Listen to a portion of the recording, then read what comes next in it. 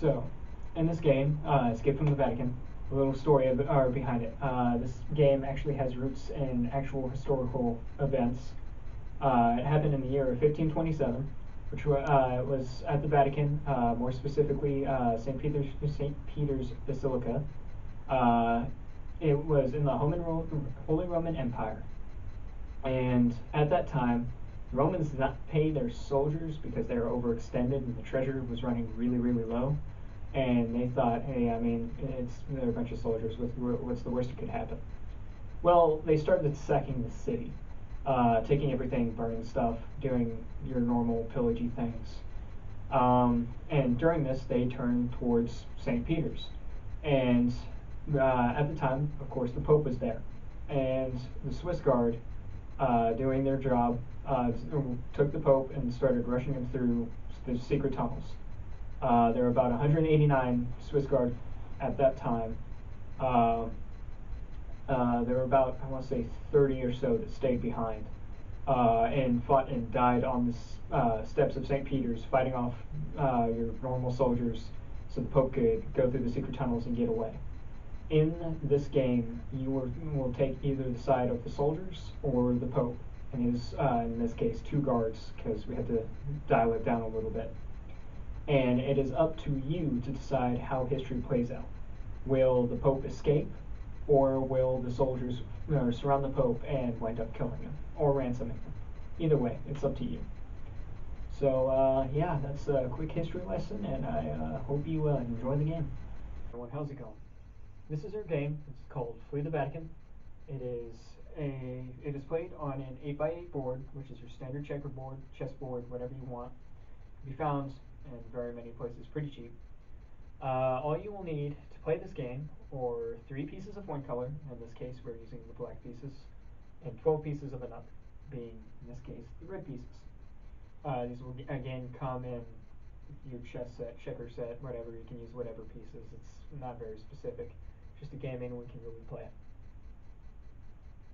For setup, for red, you need to have your pieces on spaces 1, 3, 5, and 7, and for black on spaces 2, 4, and 6.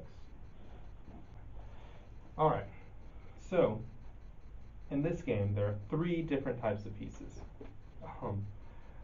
First, you have the Pope. Then you have his 2 guardsmen. And last, you have the unpaid mercenaries attempting to capture the Pope. Or kill him, really. So, movement. The Pope may make 1 move in any of the cardinal directions, and he can go forwards or backwards. His 2 guardsmen have the same limitations as far as directions, and may not move diagonal, but they get 2 movements.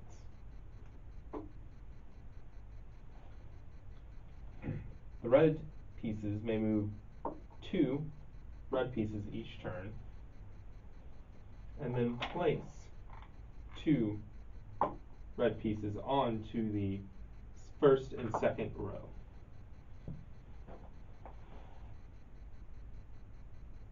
That's it. As for capturing, the Pope cannot capture. The guardsman can capture a red piece while landing on the same space, thus removing the mercenary, returning it to the reserve to be placed on a later turn. Mercenaries may capture either a guardsman or the Pope by surrounding it on all empty sides. Once a guardsman is surrounded, they may be freed by the other guardsman. In doing so, the previously surrounded guardsman may not move for the rest of the turn, but on the next turn may resume movement as normal. If the guardsman is not able to be freed, it is removed from the board and stays so until the end of the game. If the Pope winds up being surrounded on all sides by mercenaries, the game ends and red has won.